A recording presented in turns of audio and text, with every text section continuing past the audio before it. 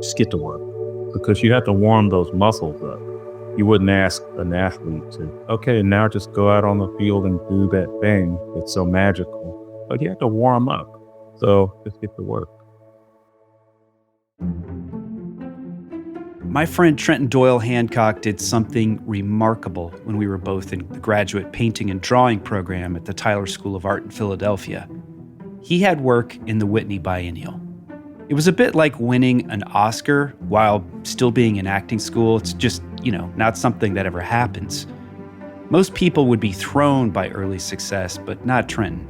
He pressed forward in his studio, where he crafted epic stories in large-scale paintings that later expanded into installations and sculptures and performance art. His creative process is very unique.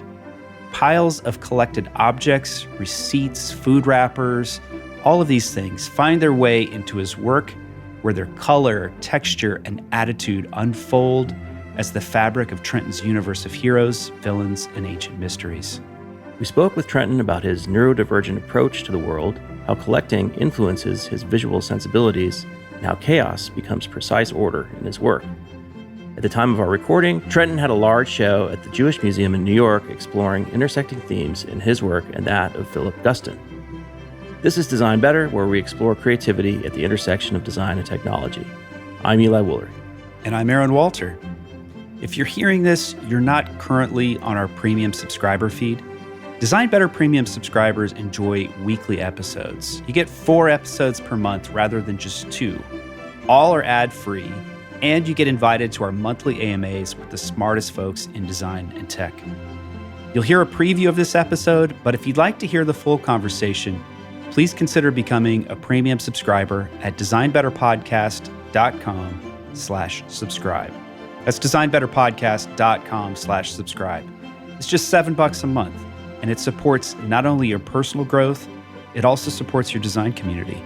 The podcast is available to everyone through our scholarship program. If you can't afford a subscription right now, just shoot us an email at subscriptions@thecuriositydepartment.com, and we'll help you out.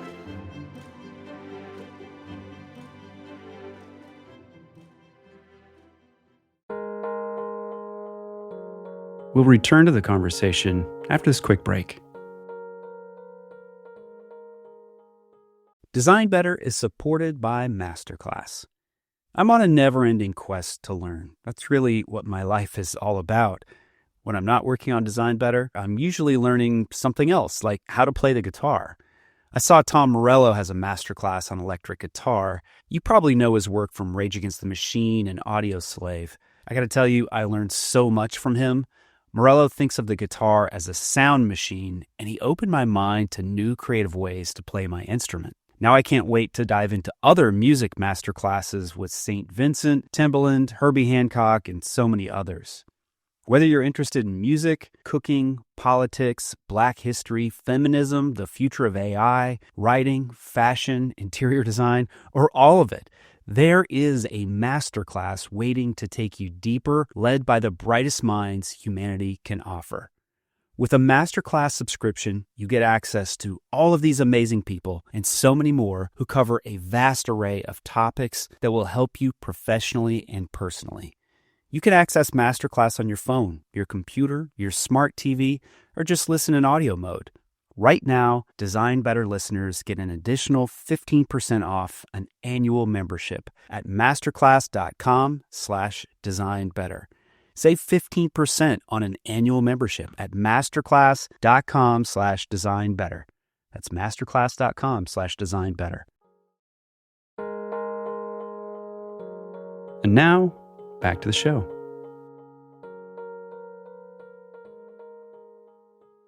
Trenton Doyle Hancock, I'm so happy to see you here on Design Better. So nice to see you, and so honored that you asked me to be part of this. This is awesome. So, Trent, we're excited to talk to you about your work. You currently have a show up at the Jewish Museum in New York, and we can talk a little bit about that here in a moment. And we also want to dive into storytelling, which is so central to all of your work. But I think we probably need to mention that we've known each other for a long time because we went to grad school together, and your studio was right across the hall from my studio. Right. Yeah. I want to say that was 1998 that we met. Yeah, that Yeah. sounds right. I had never been to Philadelphia before, loaded up my car from Texas and drove all of my belongings up there and happily found a new community, a new family of friends and artists. And yeah, Tyler was really great for me. Yeah, so it's Tyler School of Art in Philadelphia. And right out of the gate, that first year, you were in the Whitney Biennial, your first year of grad school, which was pretty amazing. But before we get into that, maybe let's just talk about your origin story. You grew up in small town Texas, Paris, Texas, right? Exactly. Yeah. So I grew up in Paris. The nearest large city is Dallas, and that's roughly 2 hours traveling south. Paris is the extreme northeast near the border of Oklahoma. There was not much to do other than, read comic books and ride your bike and get into rural trouble. But I always knew that I wanted to be, an artist. And that's the kind of actual trouble that I got into, is just honing my skills and drawing caricatures of people and that kind of thing. One thing that you and I connected on early on was just that we both came from small town. You grew up in a very religious community. In fact, your stepfather was a minister. You had a lot of ministers in your family. You played drums in church, and that was always a big part of your upbringing. And I grew up in small town Iowa. And my experience was that, growing up in a small town and being an artist, a creative person, it's difficult, because people don't always understand you, your perspective. And there's a push to conform to the norms of your community. Was that something that you experienced growing up? Well, yeah, definitely. But that's not to say that Paris, interestingly, wasn't a supportive community. It's just the type of art making that, you're exposed to in that kind of a bubble is a bit different than, that kind of wider scope of our worldview of what art can be. So, you get a lot of landscape painting and portraiture and things like that. And that was good because there were, county fairs and art fairs and kind of scholastic programs that dealt with art. So there was always a support system there. And luckily, my family also were supportive of it. So I don't really have any complaints there. It's just in terms of how, when art becomes this tool for, like, a revolutionary tool for, critical thinking and really furthering yourself in your worldview, then the misunderstanding can kick in. Absolutely. And the stories in your work, they're old. You draw upon ancient stories or reference ancient stories, stories that might have biblical allusions. You reference artists who have come before you. And many of your stories, like the core of your story with Mounds, Torpedo Boy, and some of the characters in your work, they've been around for 20 years or even more. Could you walk us into that? And maybe for those who haven't seen your work, give us a gentle introduction into what you're exploring. Yeah, my elevator pitch for what I do for the uninitiated is, just imagine the Marvel universe and Lord of the Rings, but then, a lot of people have heard of Picasso maybe. So it's like I kind of try to fuse these ideas of mythology, current mythologies, which happen to be, fantasy, superhero, epics. Those are the entry points that most people have. And biblical, obviously as well, allegory and stories. So just kind of fishing in that pool of behavior and narrative information, I have a lot to choose from. And then, of course, my work mostly is autobiographical.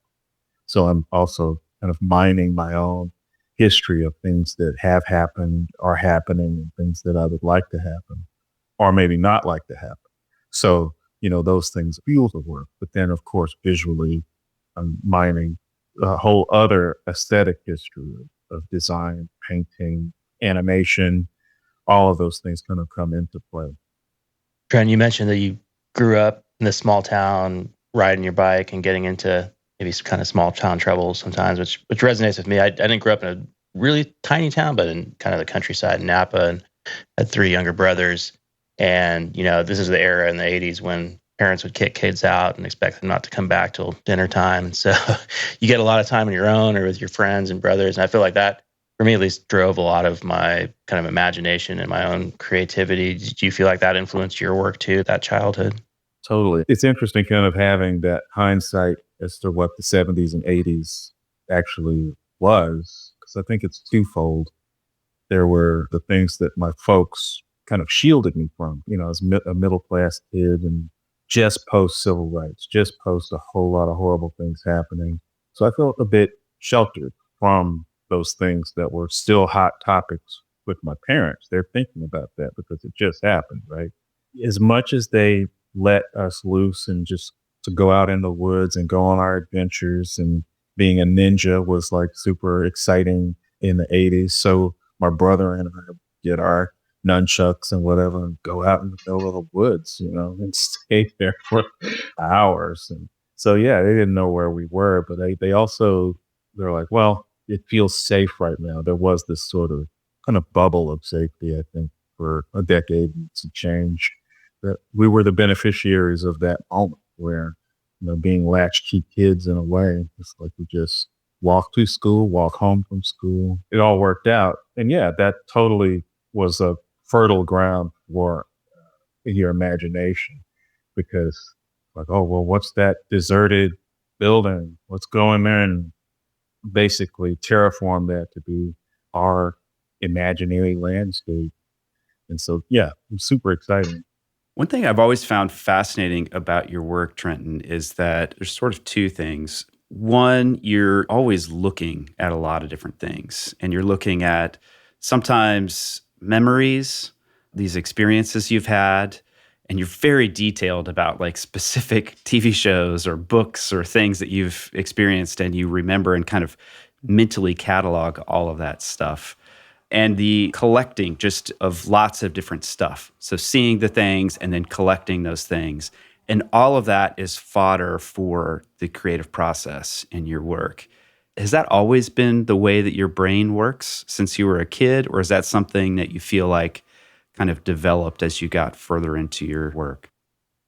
It's always the way that my brain has worked. Kind of this late in life and understanding of my particular version of neurotypicality has been very important for me to kind of look back and understand, oh, this was a kid that's on the spectrum.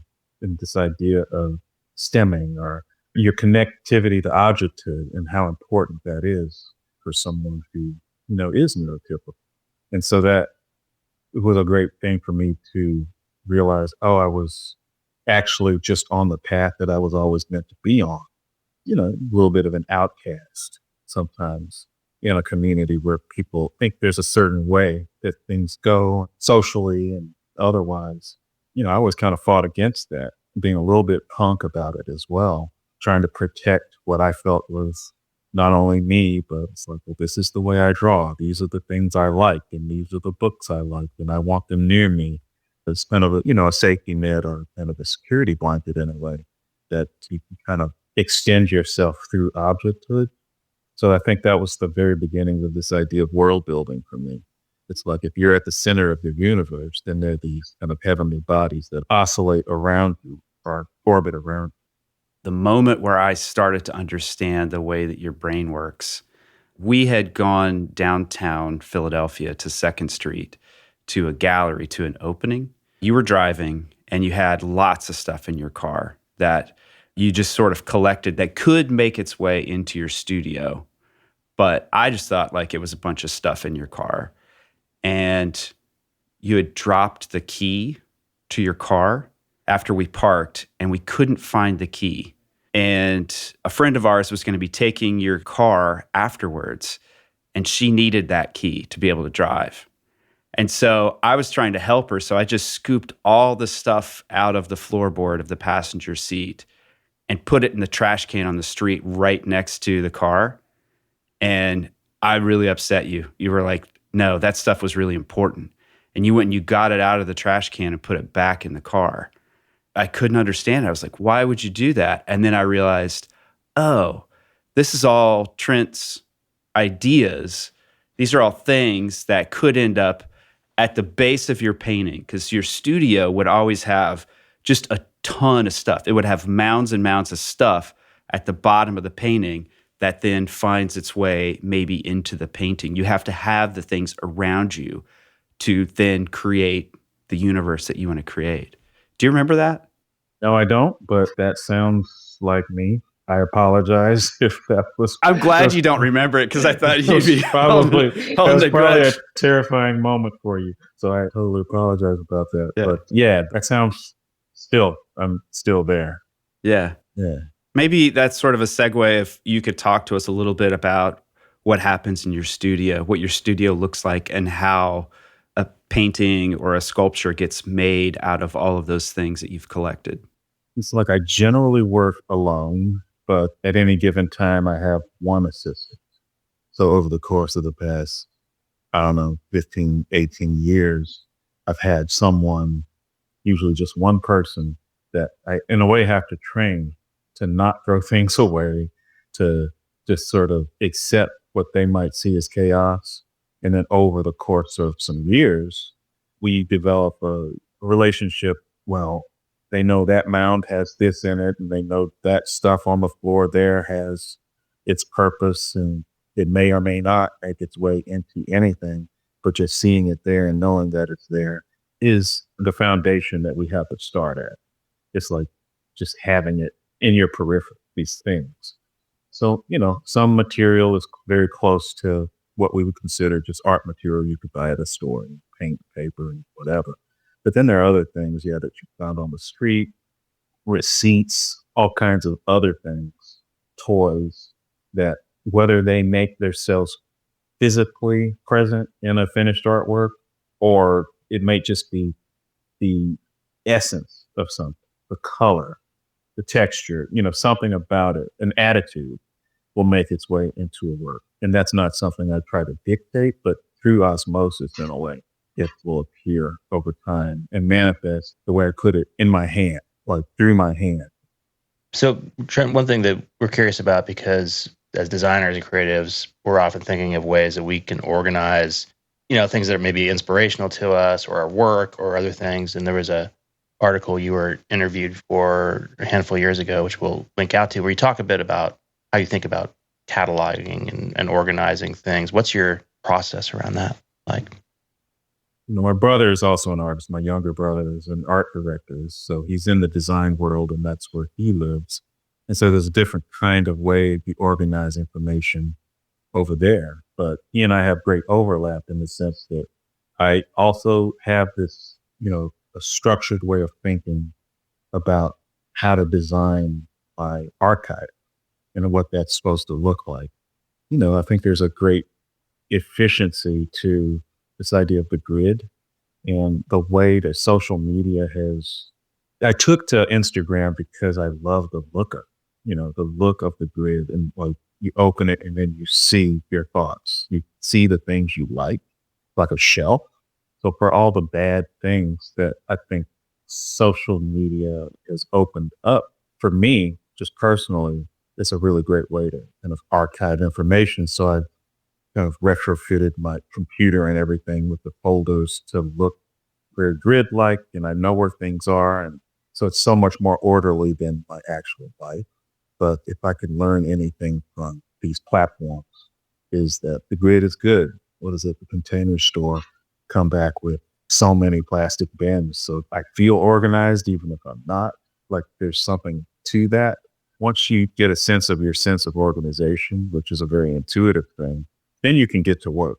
But I think there's this idea of order that needs to happen. And it's a different target for everyone. But for me, it's like seeing the things that are important to me, but the act of itemizing and getting them out in front of me is very exciting and crucial to getting to clarity. That is super interesting, because I think you've just articulated something that I've always seen in the way that you kind of manipulate the world around you. There's what feels like chaotic. It's like all the things that have potential, but you're not quite sure what they can become. And then there's the things that you have identified as like, this is the canon of the most sacred of sacred objects. And you are super meticulous about organizing those, like the toys, how they get lined up and you would reorganize them, and they'd be like the tall ones in the back, the medium ones, and then the shorter ones, like, and even like move those around from place to place. They're like very specific. It's sort of like going from chaos to order in your life. Yeah. I mean, it's funny. Like you and Jamie went on a trip once, and we were able to stay in your place for, I don't know, it was a month or one of the summers. And I had just really kind of re-entered into this stage of collecting. I was very, at the bottom of that hill of being a serious collector. And there was this town near Philly called New Hope that I would go to. And they had a really great toy store called Love Saves the Day. And on the way there were also flea markets and things. So a weekend might be just traveling to that town, hitting all the flea markets and coming back with a carload of stuff. And I remember, because you're you, your place was so manicured and it was so like in order. I'd never seen so many right angles and like so much floor space. It's so true. And it was great because I would bring in like this loads of stuff and be able to set them up, and we'd kind of wake up from the futon or whatever. And then the first thing I see are these rows of things that I collected. And it really actually helped. I hadn't thought about this in years, but it really helped kind of, this sense of organization. It's like, oh, if I can see them, then I can understand. Yeah, I think this is like core to the creative process. And I think it's just maybe more externalized with the way that you work and see the world than maybe most folks. Before we started, we were talking a little bit about David Sedaris, and he is the consummate collector. He is just always looking at the world and writing stuff down. And a lot of it can end up as, garbage or just goes in his archive of journals. But he's always turning those little collected bits into something like an essay. And then that can be presented to an audience. And then he can work on that further. It's like this constant touching and reworking of something that I find really interesting. And I think a lot of creative people work this way, but they don't necessarily have the words or the clarity, the self-reflectedness to look at their process. Yeah. To do that work, I mean, it's hard work to, figure out those things that language doesn't quite work with, I guess. So you have to cobble something together if you want to tell people about it. But you yourself understand your own methodology and what makes you comfortable, your rhythms.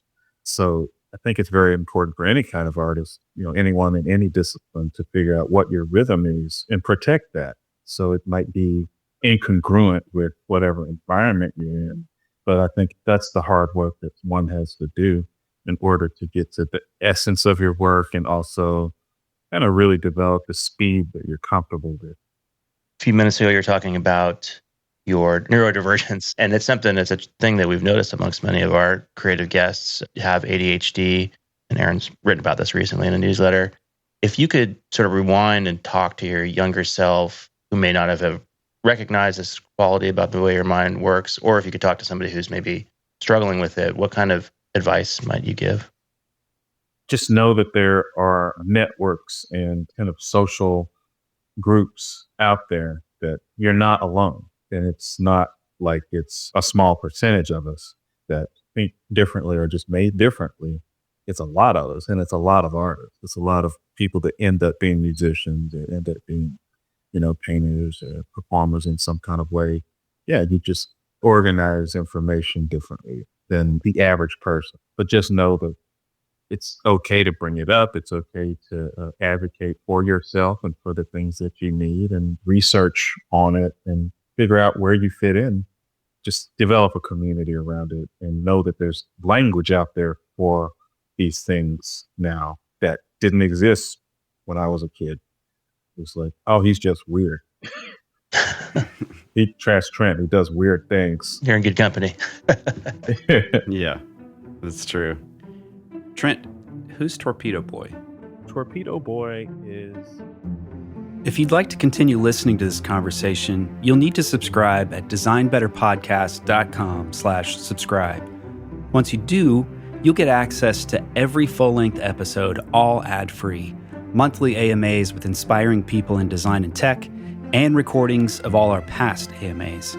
The podcast is available to everyone through our scholarship program. If you can't afford a subscription, just email us at subscriptions@thecuriositydepartment.com and we'll help you out. Your support makes Design Better possible. Invest in yourself and the design community by subscribing at designbetterpodcast.com.